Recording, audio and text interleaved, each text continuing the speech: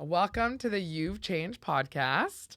I am Kate Barron. I'm your host. I am talking to comedian, podcaster, boy wonder, Vittorio Angelone. People need to stop calling me Boy Wonder. I know. It's creepy. Well, you should hear what we call you behind your back because it's not fucking Boy Wonder, I'll tell you that. Yeah, I mean, I'm well aware of that at this stage, that I'm not well liked.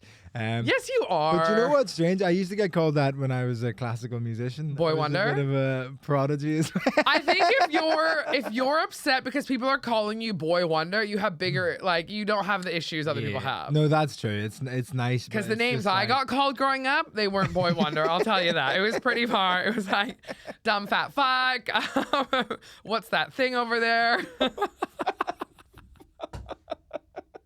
I'm just imagining you on a podcast and someone going, we've got comedian, podcaster, dumb fat fuck, Kate Barron here, and she's going to tell us about some I've worked stuff. really hard not to be a dumb fat fuck anymore. I try to learn a little bit now. Still a fat fuck, but I try not to be so dumb anymore. Yeah, I'm trying to be more dumb. Yeah, I That's believe what that. I want. It's so funny. I think you actually are. I think you would love it if people thought you were. Your thing is because you're so smart, but you want people to think you're dumber than you are and more ignorant than you are. Yeah, for sure, because Yeah. you can get away with stuff. Yeah, That's why I shave before I go on stage. because you look like a Because it's little like, boy. just a boy who doesn't know any better. Whereas if I have a beard, it's a man's opinions. Oh my god, that's actually really smart. Yeah, so if I can do just I a should little, start shaving I my say the beard. dumbest thing anyone's ever said, and then just look at the crowd like, What? was that bad? I'm just a stupid white boy. I don't know any better. Oh my god, are you for real? The fact that you know that's like the Boris Johnson shit when he like he ruffle your he hair ruffles his hair and he's like, "Bleh," I'm like all sloppy and Yeah. everyone goes, oh look at him, he's not even put together, he's all disheveled, but meanwhile it's all so calculated. My material if I was in like a suit and like look. No, like, I could never. But the same, could you picture me like all dressed up in like a fancy dress and like a skirt and heels and stuff? That's what scares me about all that stuff, because like there's What this. scares you about skirts and heels? No, but it's like the people who dress up so nice on stage. And you see with a lot of American comics, they like look cool Yeah. on stage. And I remember somebody was telling me they saw an American comedian come over and they had like a baseball cap on like sideways. And like Okay, what year is it? yeah, Who's it like was- that is like, you know, that what's that thing that it's that fucking meme with Steve Buscemi and he's like, hey fellow youth, Yeah, what's happened? Like that is that How do somebody you who's do, wearing a fellow baseball kids? cap sideways is like an undercover cop. But even like Kevin Hart was in Belfast recently and he had this little beanie hat that was just off to the side. Was it a beret? No, it looked like a yarmulke. Maybe he's coming out as Jewish, That would be strong. but he wears it off kilter. So Kevin he's just Hartman. like Kevin Hartman, yeah, from the famous Hartmans. But they like, so this baseball cap on sideways, and then like the English audience is just like, what? Yeah. And they didn't address it because they were like, this is how I dress. And it's just like, This is me. It's like, what the fuck are you doing? But there is this proliferation, and it's coming into the UK stuff of like looking cool. And there's a balance to be struck. I think this constant self-deprecation of UK comedians is boring. Well, I don't They're think. just like, I think it just needs I don't know what to. I'm doing. Blah, blah, blah. Yeah, no, that I can't. I Shut can't up. stand I that. was Like doing the sex. Shut up. I cannot handle that. You know Or what I mean? When people do I love that you look to him and you're like, you know what I mean? Like, fucking relax. I Like, need you're an not- audience. I I like need you're an audience. waiting for your fucking applause The break. boys? Like, get out of here. You have a beard right now, so you have this a man's Yeah, I got it. opinion. I got it. It's cool. But that is, oh I my also god. pitch my voice up on stage. Do you? Yeah. Shut the fuck up. That is Yeah. not intentional. Are you for real? I have a deeper voice than I have on stage. I always just thought because you were like, it was like, I don't know. I don't know what I just thought. did just like, But you're aware of it. Like it's fully intentional. yeah. Oh my god. I learned that especially during Edinburgh because you're doing an hour every day, so your voice is really well warmed up, aka you're super hungover all the time. Yeah. And my voice is like much deeper when I'm like hungover and talking loads. So when I'm on stage, it's just it's just too much to say some of the stuff that I say, and like that. At your level. It's too much. It's too much for people. What? So I have to be like, hiya. Hiya. Hi, I'm a little fuckboy. Huh? Like, you're just like, oh my god. I would love it one day if you just came out dressed like a little innocent boy, talking all high pitched, like What about BLM? Isn't it weird? yeah. Ugh. fuck?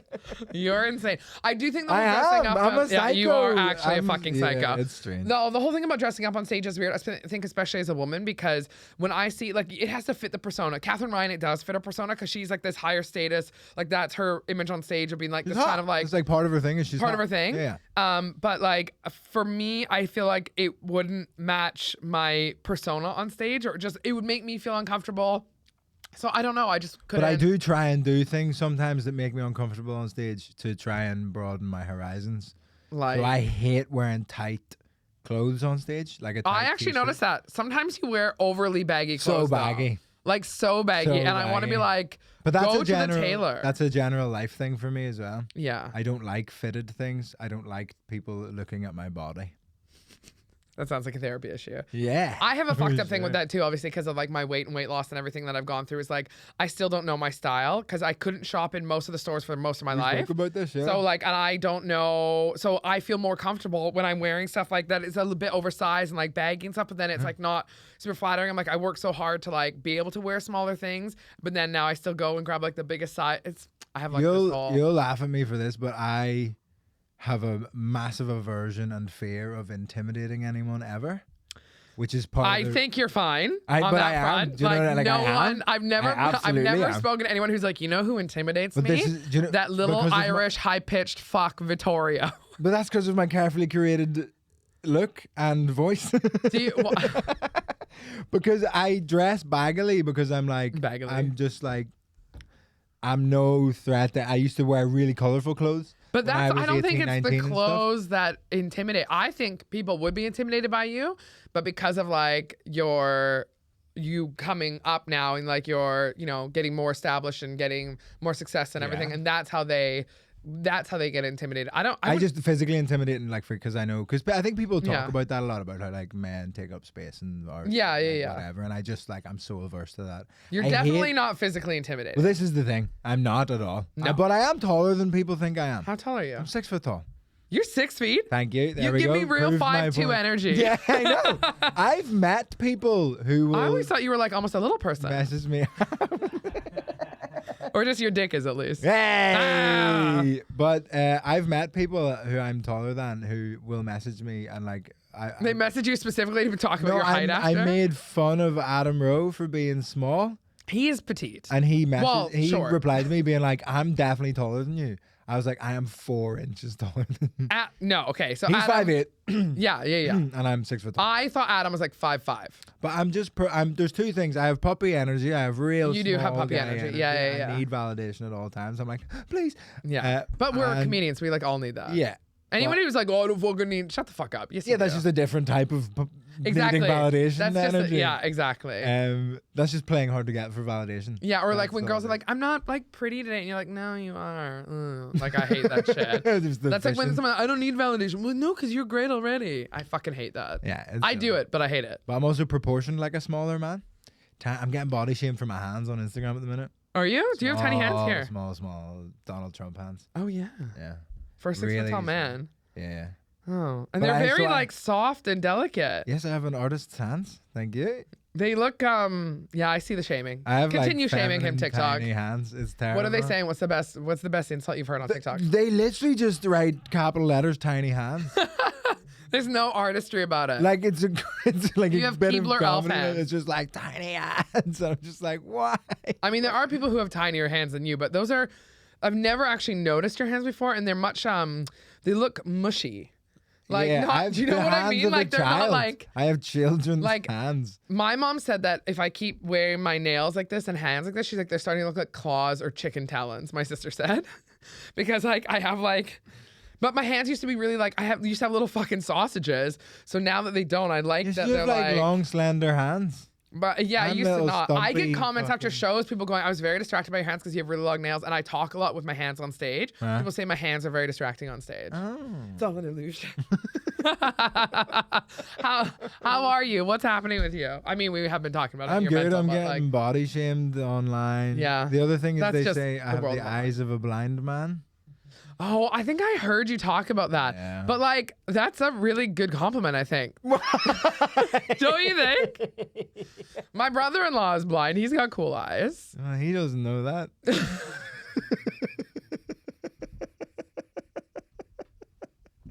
Can I tell you something that I thought was so funny? And I think it's kind of offensive, but I burst out laughing. Okay. This is right up my I don't know if I want to include this. There's a blind girl who's a TikToker. She's great. She's lovely. She talks about her life. She's amazing. Yeah. She's just on like a Pantene Pro V like shampoo conditioner ad. Yeah. And her hair's red. And she's like, and it's like, she's basically like, I have bright fire red hair, I think. And like, it's so very like, I mean, she doesn't say I think, but it's basically like. She doesn't say I think. No.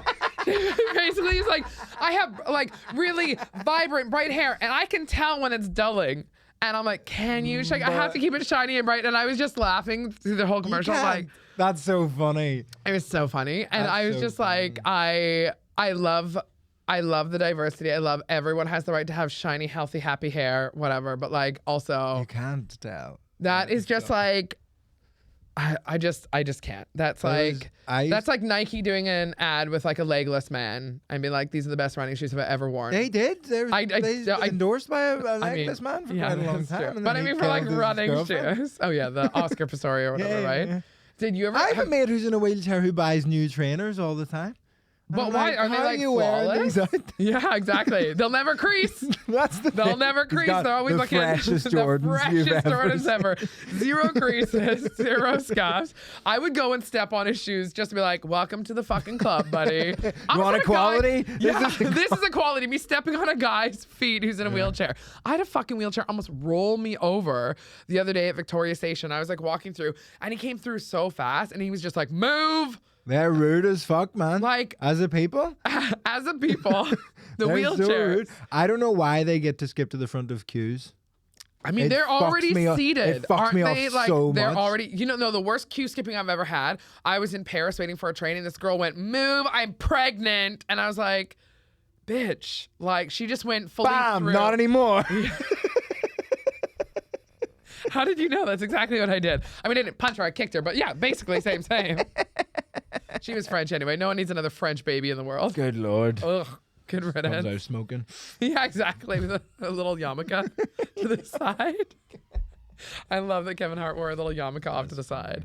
How are you? How's life? Have you gotten your diagnosis yet? No, apparently it takes 4 years. 4 years? Yeah. They're just telling you that. Oh my God! Until they institutionalize you. So what it was is, I did. This is. Is that how long they tell you it takes for like an STI test as well? We won't get it back for the next 5 to 10 years. So just keep free fucking everyone. I might have autism and AIDS. So I'm currently, for people that don't know, I'm going through trying to get autism. You're not trying to get it. I am. I got all my vaccines. I can't stand you. You're not trying to get it. You're trying to see if you are diagnosed with it because multiple people hate you.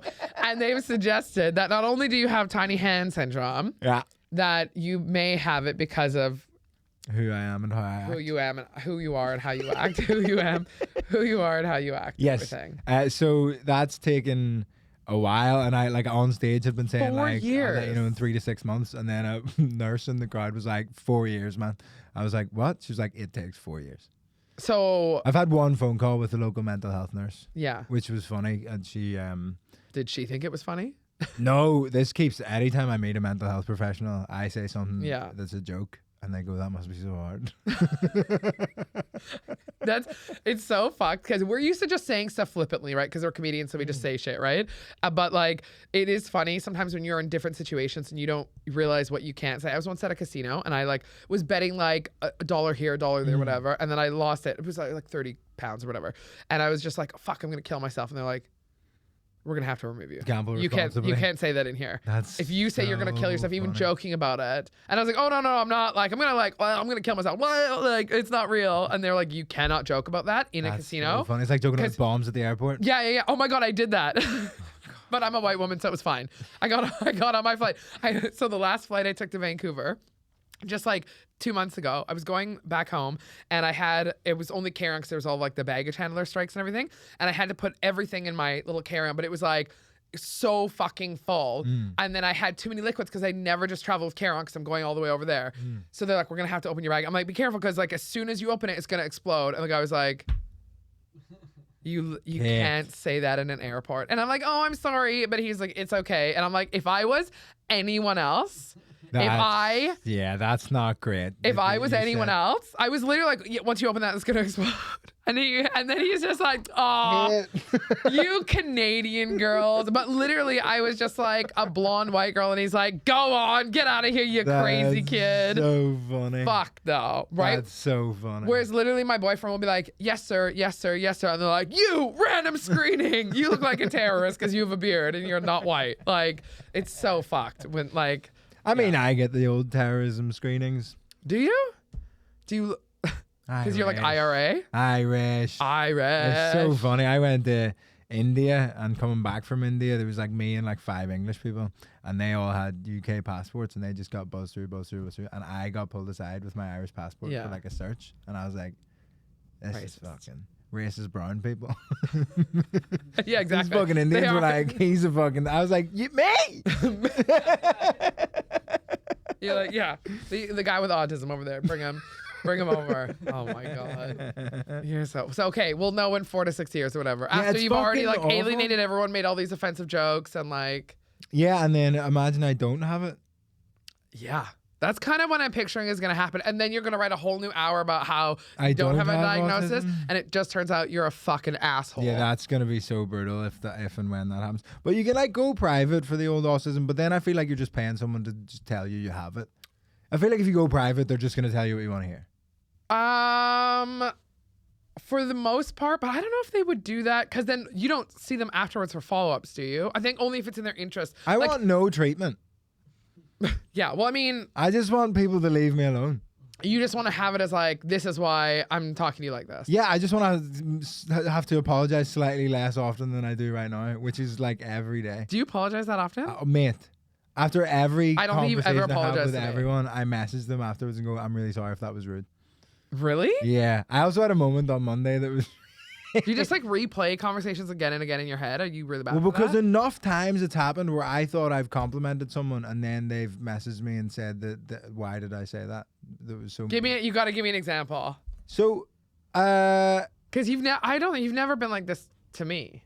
Well, I think I can like. The problem is when I try to talk like a normal person. Yeah. I think, but with you, it's like very chill. Like we just hang out and it's like. Normal. And it's just like fine. I don't feel like I have to put anything. But it's people where I'm trying to be like, hello, nice to meet you. Right, where you sort of have to feel like you're impressing or put it on. Or just trying to be like fucking normal or like we're slightly not close enough. And I misjudge relationships all the time where I'm like, I think I'm really close friends with somebody. Right. And they're like, we are acquaintances. And I'm like, sick. Nice. Well, that's good. I had a funny one the other day where on Monday I was here at Vauxhall Comedy Club and in the green room. Comedian Luke Hall and comedian Sid Singh were there. Luke Hall had been on in the middle section. I was hosting and Sid was on in the last section. And Luke was like, right, I'm heading off, and shook hands with Sid. And my brain went, do I need to shake hands with Sid? Sid wasn't leaving. Sid was staying. And my brain was like, should I shake hands with him? And then Luke came to shake hands with me. I was like, oh no, that's the guy I'm supposed to shake hands with. Oh, yeah. Okay, maybe you don't. Okay, maybe there's something then. This is the thing where it's like, since it's been like raised and like, the reason I went for it is endless autistic people message me to say they think I have. Other people with autism think you have it because they think, oh, okay.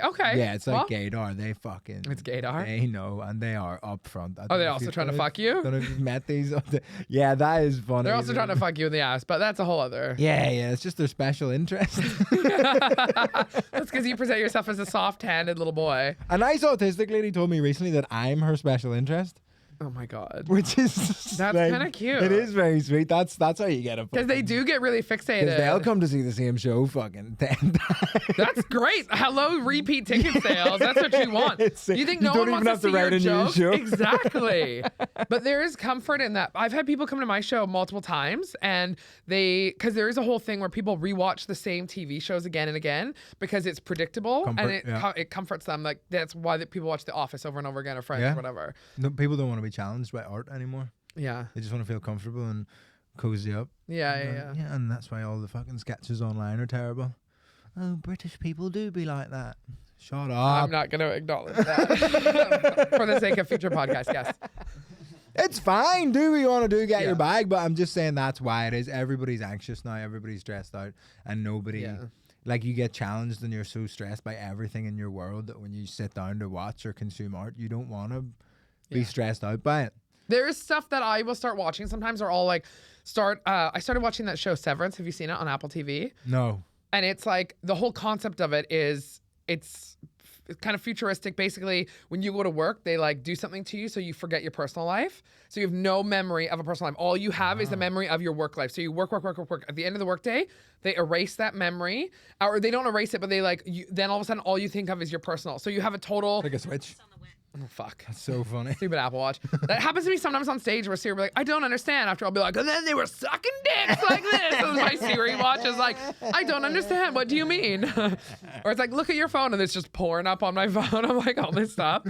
But like Severance is this show and it's very weird and it's intense, and I've tried to watch it twice, but I haven't been in the mental headspace for it. So then I'll just put on some reality trash like Married at First Sight show, and I just have it on in the background while I scroll TikTok, have that on, and I'm doing something else. Like I had a therapist like tell me to do that once because I get anxious too much. She was like, just do sensory overload. Just I do sensory play overload. FIFA with a podcast on that's video as well, and just like be completely occupied so you can't worry. And I'm like, that doesn't sound right. Like yesterday when I went to a WeWork to go work to focus, and my idea of focusing is I sat there, I had my phone up playing like reality TV show that I wasn't listening to off to the side.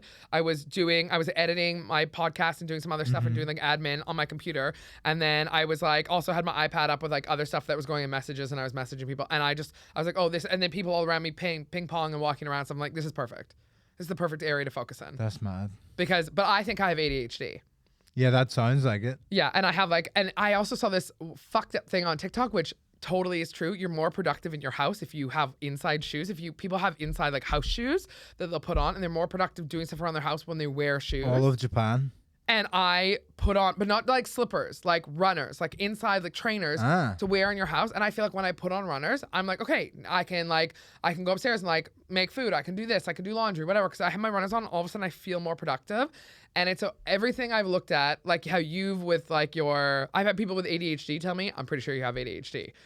You've reminded me I need to make a meme today that I thought of yesterday of, do you know Syndrome from The Incredibles? No. You know The Incredibles? No. I know it, but I've never watched it. No. So there's this guy in it who the red suits. Yeah. But the bad guy is trying to make all these gadgets so that everybody has superpowers. And he goes, and when everyone's super, no one is. And I'm just going to change the word to super to neurodivergent. I mean, that's true. That's literally everyone is going, I'm neurodivergent now. And you're like, great, so we're all in the same boat together. Back to square one. Back to square one, life is pain. Yeah. This is my thing. I said that on stage recently, and a woman said I was too young to say life is pain. Maybe you should have said it with a beard. They would have been better. Yeah, with a lower voice. Like, this is life pain. Is pain. Life is pain. But that is part of it for me, I think. And this is why I'm kind of like, I don't know how I feel about seeking diagnosis. Yeah. Because I'm not going to take anything. Well, with me with ADHD, I'm pretty sure I have it. Yeah. And I get really overwhelmed, and I have like 1,000 to-do lists. And but like also, what am I going to do at this, big age? I'm not going to take anything. But then some people have said that when they take the medication, it's like, I'm so productive and so focused and it's great.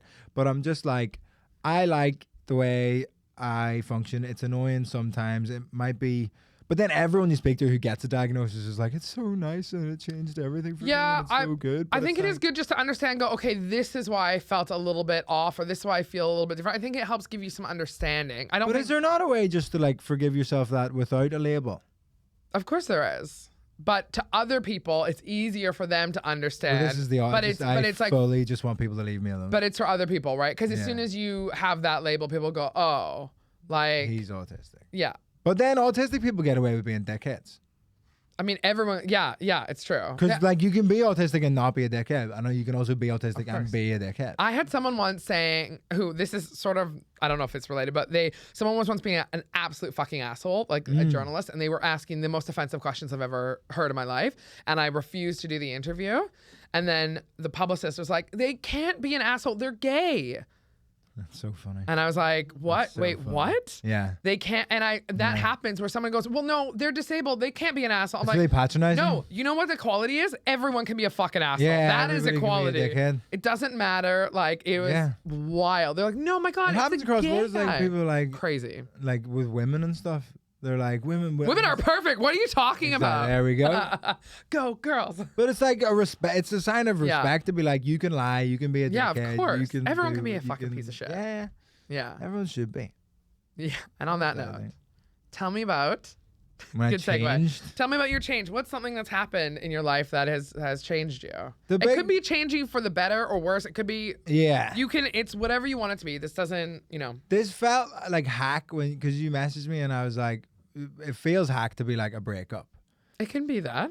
But it does feel like it was that. So I was a very strange kid. Like I think we're all getting that. Yeah. And like people who meet me now are like, you're not autistic. But if you saw me, like the home videos of me are fucking wild. Oh my God, I want to see. So all my two brothers and like cousins, we all got like lightsabers, but like fake lightsabers that weren't like Star Wars branded lightsabers. Yeah. They were just like laser Poundland. sword. Yeah. And they're all running about like fighting and playing with each other and stuff. And then the camera like pans around and it's me. Just deep throating it? No, in the corner, staring at it, just like waving it in front of my own face. And my mom goes, "You all right, Vittorio?" And I go, "You all right, Vittorio?" Oh my God. Stop. That would be the cutest clip ever.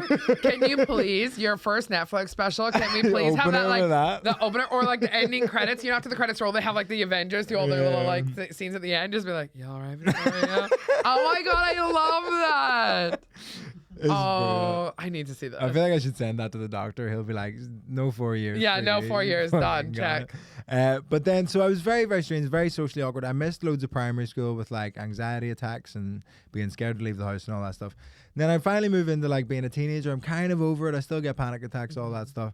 And then kind of find my way in like secondary school, 14, 15.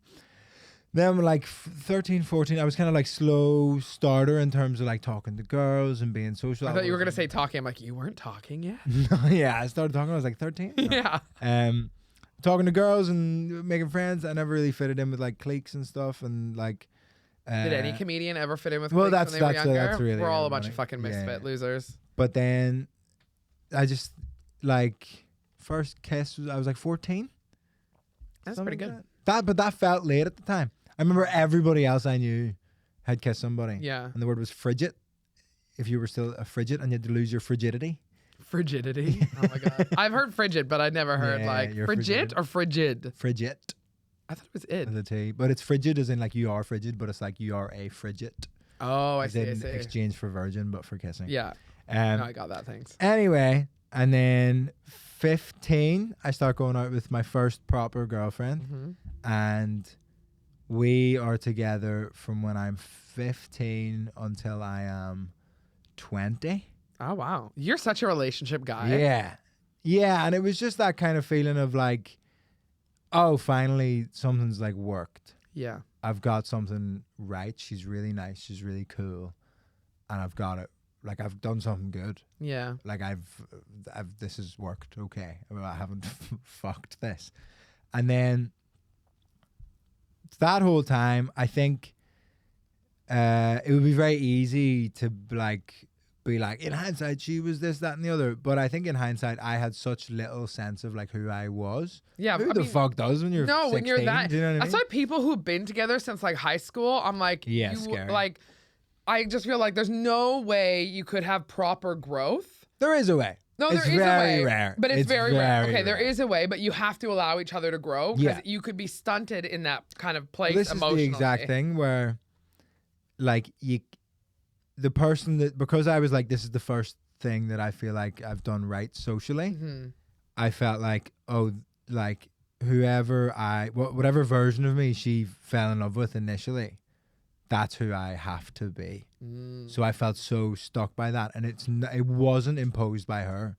It wasn't like she was like, don't change. Yeah. It was in my head where I was like, well, if I take a step in any direction or change my personality or change who I am in any way, which you should do, of course you between should. the age of 15 and 20. Like you should just, not even that, you should always be changing and developing and growing, and like you have to, that's just, but 15 to 20 is like a seismic like whack of like you move away from home, you do this, that, and the other. And I just felt very like, and then like she broke up with me 3 times. We got back together, blah, blah, blah, blah. And then finally broke up properly at 20. And I was just distraught, in bits. Had no idea who I was outside of the context of that relationship. My whole value was based on, if she likes me, then I'm a good person. That's what my whole value system was like, what is she like? What makes her feel good? That's the whole thing. And it's that young kind of like first love, puppy love type thing where it is that rom-com thing of like, all I care about is that they're happy. And that's romanticized, but it's fucking awful for both of you because to her, it's so oppressive. Too much pressure. It's like, I can't be in charge of your self-worth. Yeah. That's too much pressure to put on someone. Yeah. So you just feel stuck. And the example, the stupid example I gave is like, it'd be like you start going out when you're 15, and then when you're 20, you're at a bar and you go get the round of drinks and you go, I've got your favorite drink, and it's a blue WKD. And she's like, I don't drink this anymore. And you're like, but you did. But you did. What happened? So it's that thing where you're just like, so in that 1.5 years, 2 years where I was single, I drank a lot. Yeah. But I had to work out who I am outside of the context of her.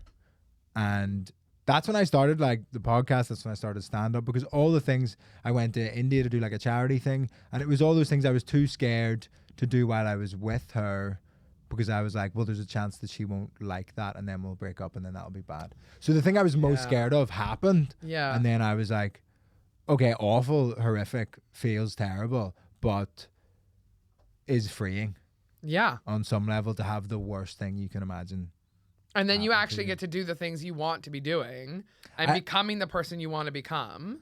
Or at least just taking steps in any direction, at least ruling things out by trying them. Yeah. Not just immediately going, no. I convinced myself I wanted to be a teacher. Like, I could see that, though. I could see you being a teacher. No, but I had this whole plan. But you taught music. But she was doing medicine. Yeah. And I convinced myself that even though I was like on the path of wanting to become a classical musician, like a performer, I convinced myself that because she was going to be a doctor and is a doctor now, maybe she could diagnose you. Maybe you would go faster. She knows you better than anyone. That's She'd true. Be like 1,000%. Yes. But she would be like more regular working hours, because she was going to be like. So you were going to do your life to match. Yeah. I was like, that's how it'll work best. That'll be a stable income. That'll be good to be whatever, that and the other. And I just like, I think what I imagined she wanted me to be, whether she did or whether she didn't, was someone with a 9-to-5, really solid career, really solid path that was very clearly going to career goals and all those things. Yeah. And I didn't really have any of that. And I don't really have any of that. Yeah. I fuck around. Yeah. I work hard, but I don't have like I want to do this and this and this and this and this. It's just like, I hate the idea of having my life laid out in front of me. And I have mates who were electricians, and then they got off the tools, so now work in the office of the construction sites. They've got married, they just had a kid, they bought a house, they've got a car. And their life is very like all. And I was at a house party with one of them recently, and he was like, I think I'm done. And I was like, what do you mean? He was like, nothing's really going to change in my life for the next 50 years. And I was like, whoa. I mean, that's not for like us, but I understand. I don't think it was for him. He was like, I think it was just scary to him. Yeah. I mean, that is scary to think like, but that's he'd been working, but that's from when he was 16. He started working as an electrician. Yeah, but that's his own. Maybe it's better he's realizing this now, because that's his own limitations he's putting on himself, right? He can grow. He could start his own business. He could do whatever. Yeah, do all that kind of stuff. But when people get stuck, and I've definitely seen people like that who get stuck and they just go, this is it now. And then they just continue. Some people yearn for that. Yeah. Some especially people want a path laid out in front of them. Super stable childhoods, right? That's all they dream of, is having a very boring adult life. 9 to 5, 9 to 5 on a Friday. Home, everything's predictable, because they had such an unpredictable upbringing, which I could totally understand that. Yeah, that's terrible. Nothing scares me more than that. I mean, that scares me too. And like not being able to. My thing is like not being able to create. I think would be not being able to be creative would be my biggest like. That's always what's been so hard at jobs, like because I just get stuck, and I'm like, people are like, oh, like every job I've ever had, I've done well at it, but I'm like, it's because it's easy, and if you're not fucking dumb, an office job is really fucking easy work, generally speaking. Like you don't have to do much to be considered pretty good at it. Yeah. And although I've been fired a lot too. And but it kills me inside not to create or not to do something with all the shit I have inside my head. I don't know. So I can't. Like, that scares the shit out of me. But I'd convinced myself that that's what I wanted because I thought it would appease someone else. That's have you ever talked to her after? No, she got there was a point where she got killed by this mystery guy. Yeah. And he's awaiting diagnosis. Yeah, exactly. I messaged her, like, so I remember a few months after we broke up for like the last time, I got a text from her being like, just checking in to see if you're okay. And I just like dropped my phone and just had to reply, I'm fine. I really can't talk to you right now. I hope you're fine too. And I went to my friend's house and just cried and cried and cried. And cried. I was like, what? Like, it just fucked me up so much. And then honestly, 2 years later, I was in a new relationship. I was with the person I'm with now. And I said to my new girlfriend and still girlfriend, I was like, I think I want to message my ex and just like, because we haven't spoken since. And every time I was in Belfast, because she was from Belfast as well, I was like terrified of bumping into her. Yeah. My head was on a swivel anytime I was out and about in Belfast, of like bumping into her mom or dad or sisters, any of that. I was just like, I get that. Just like, what the fuck's gonna happen? Like, and it wasn't a bad breakup. It was just like, just awkward social interaction. Yeah. And then, so I sent her a message being like, hey, I was wondering if you're around for a coffee while we're both home for Christmas. And she was like, oh, nice to hear from you. And I said, like, sorry, it's been fucking ages. Because basically the way I left it, the ball was entirely in my court. Because I was like, I can't talk to you right now. And she was like, I just don't think it would be fair to like my new boyfriend. Yeah. And I know you've got a new girlfriend and all that stuff, but like, I just don't think it would be whatever. And I was like, oh, that's a bit fucking annoying. Yeah, I mean, it depends. I get it. It depends on what their relationship is, but like, it's fine. But it was just a bit of like annoying. And then I started doing like a couple jokes about the breakup on stage. Nothing specific about her. It's not like I say her name or anything. Did she reach out to you? Yeah. She wasn't happy because I posted a video online of it. And the joke is she dumped me 3 times. Yeah. You know what they say? Fool me once, shame on you. Fool me twice, shame on me. Dump me on Christmas Eve, you're a cunt. Yeah. That's the joke. It's a fun joke. Yeah. And she was annoyed because it was the 21st of December, not Christmas Eve. Oh my God. The presents were bought. Yes, we take our artistic liberties. It's functionally Christmas Eve. Yeah, exactly. Do you know what I mean? The presents were bought. It was all a few about days before Christmas. Like, it's, you know? Yeah. And in reality, I don't begrudge her that. I get why coming up to a time of the year like that, it would feel like you were living so much of a lie if you were in a relationship that you didn't want to be in. Blah, blah, blah, blah. Do you know that most people break up? The most number of breakups and divorces get filed from February 15th to like March 15th in the month preceding, because everyone has so much stress and like pressure through like holidays, Thanksgiving, Christmas, Valentine's Day, and they think like, oh, you can't break up with someone. So to break up with someone then, it must have been, it's like transfer deadline day. Not good. But yeah. So it's like that thing of like, it must have just felt so horrible, and I completely understand. But all of those things that I just said aren't funny. Yeah, of course. But that's, this is what some people don't get. Like, I think with most comedians, that I've met are generally thoughtful people. They can see both sides. They can have really good conversations, but that's not funny to go, this is this way, but it could also be interpreted as this. No, you have to choose a line and go hard in on that one and go, this is my opinion. The rest is bullshit, because that's what's funny, is going so deep in on one side of like having a strong opinion. But like, it's, of course it's not funny to do that. I'm reading Simon Amstell's book at the minute, and it's really interesting because it's a combination of transcripts of his stand-up and like elaboration on it. Yeah. And you basically get to see that. You see the thing that he said on stage, and then you see him talk about, that's not really what I think, that's this. This. And it's exactly that thing. But she messaged me being like, oh no, she liked it. The video on Instagram. Okay. What actually happened was her sister liked it, and I was like, "Oh fuck." Do you see who likes? I don't even pay attention to that stuff. I just happened to be on. Right. Okay. And her sister liked it, and then I refreshed, and she'd unliked it, and I was like, "Oh fuck, this isn't good." Because I didn't even clock, because it was basically the intro to a longer bit that I posted, and I was just like, "Fuck," and then my ex liked it, and I was like, "Fuck." And then I posted a little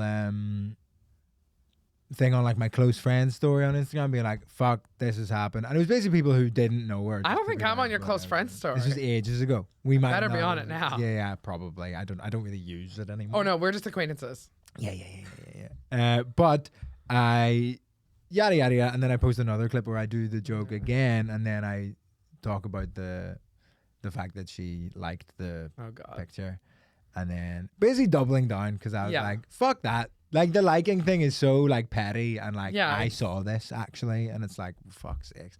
Yeah. And then I had a little bit about the reaction from people online was different. Some people were like, "Oh, you should apologize," and other people were like, "She should fucking apologize." And then I did that on stage, and then she messaged me and goes, "You should apologize." And I was like, "Oh." That makes it sincere when somebody has to tell you to apologize. God. Like, and then did you? We went back and forth, and then she asked me to like not talk about her on stage anymore, and I was like, "No." Yeah. We were together for like 4 or 5 years. I'm sorry, that's like part of your life. Like, it's part of my life. I never talk about it. I never say anything directly about her. Unfortunately, people on my Instagram know her. We went to school together, but that's not who it's for. It's for strangers who've never met her and never met me. Exactly. Like, and the problem is idiots who we went to school with went up to her on nights out and were like, "Have you seen the video?" Oh yeah, that's hard for her. That's tough. I completely get this. I was like, "I'm so sorry." But obviously didn't mean any offense. When you're an artist, you use your life. Yeah, but how much of it's mine? How much of it's hers? I don't know. But you were a part of it, so that is yours. Yeah, I mean, I do call her a cunt on stage as well. Depends how you phrase it. I call a lot of people a cunt. Yeah, but like, you know, some people won't take that well, and I get it. And so now she's like, there's no chance of ever talking to her. I haven't seen her since. Yeah. I'm terrified of bumping into her. To be honest, she sounds like a cunt.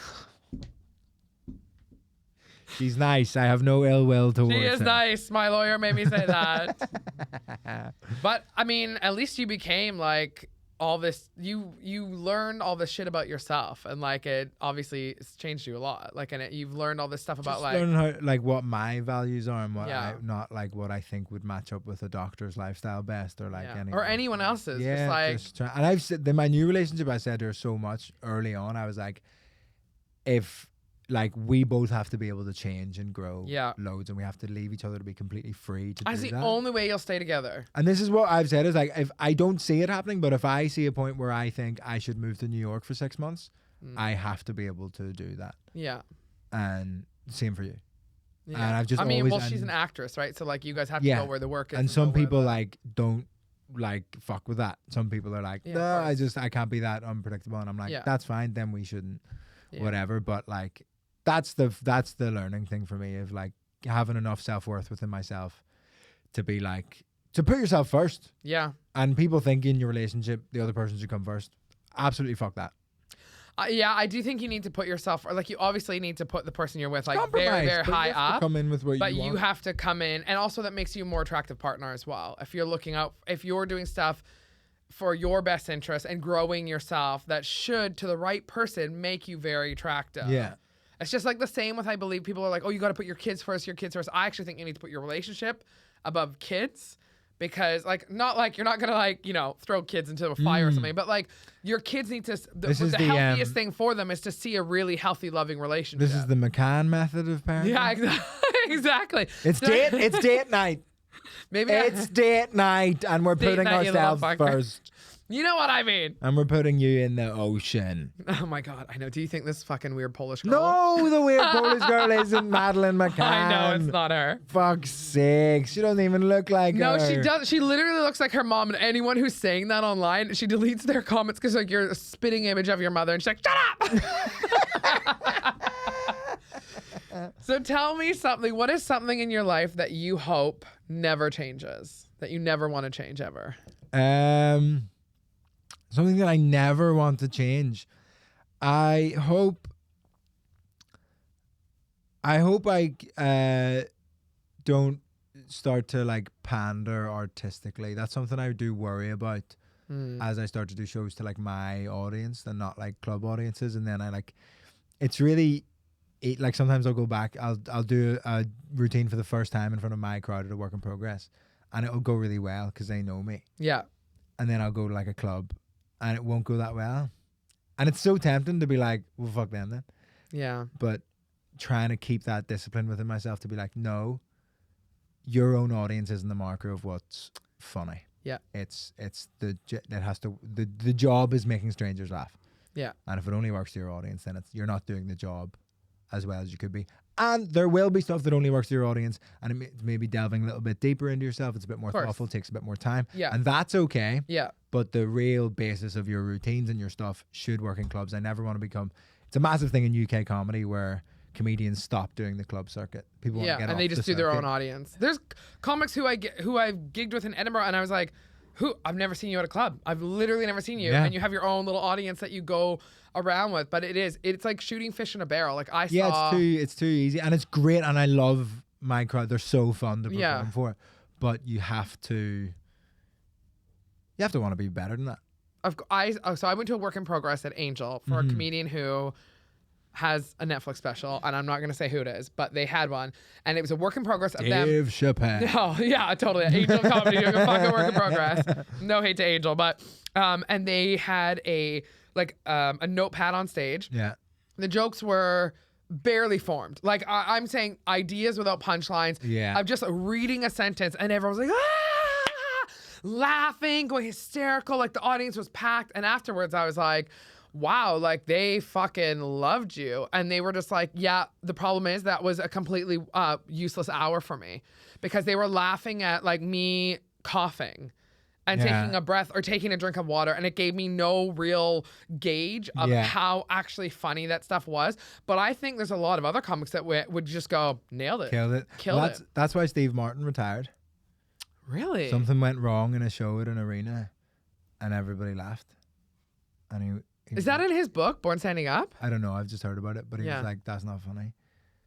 And it's such an interesting thing to be like. I've seen a couple of people deal with it in different ways. Russell Howard sits down for work in progresses. He does not move. That's weird. To just take a notch off it. Yeah. Because he's so animated and so big when he does his art. I get that, I guess. Yeah. But he just Chris Rock stands there, mic in the mic stand, and does it with no Chris act Rock out to it. Just says the jokes. So just a different. Just like take whatever is giving you an advantage of like accents, impressions, act outs. Just to see the actual base material. Take all whatever. Literally the words that you're saying. Yeah. Are they funny if anybody read them out? Yeah. They could pay someone else to basically do it. Yeah, you could do it. That would be a funny thing, rather than paying writers being like paid like pay a guinea performer pigs to go up there and just read the jokes out to see if they work. We'll get someone else to perform it who the audience don't fucking love. Because that is something totally, and you see it with like Chappelle, like has cranked out so many specials, right? They're not all fucking top tier 100% hits every time. Yeah. Like obviously he's fantastic, but that's the thing. A lot of people just go, oh, he's fucking Chappelle. He's GOAT. Like it doesn't fucking matter, right? You have to keep earning amazing. it. But you do have to keep earning it. There's people who do keep, like Bill Burr comes out. Oh, to, fucking Bill Burr's amazing. Yeah. He walks out and he goes, let's see if I'm funny first. Yeah. He's like, he refuses any of that. He's like, sit the fuck down. Yeah, I'm here to impress you. Yeah. Don't already be impressed. I think that's great. Oh my fucking this watch. I'm going to kill it. But maybe that's a good way to end. Yeah. Thanks for being on. You're a changed man. Me. I'm changed. You are changed. Thanks for listening. Bye.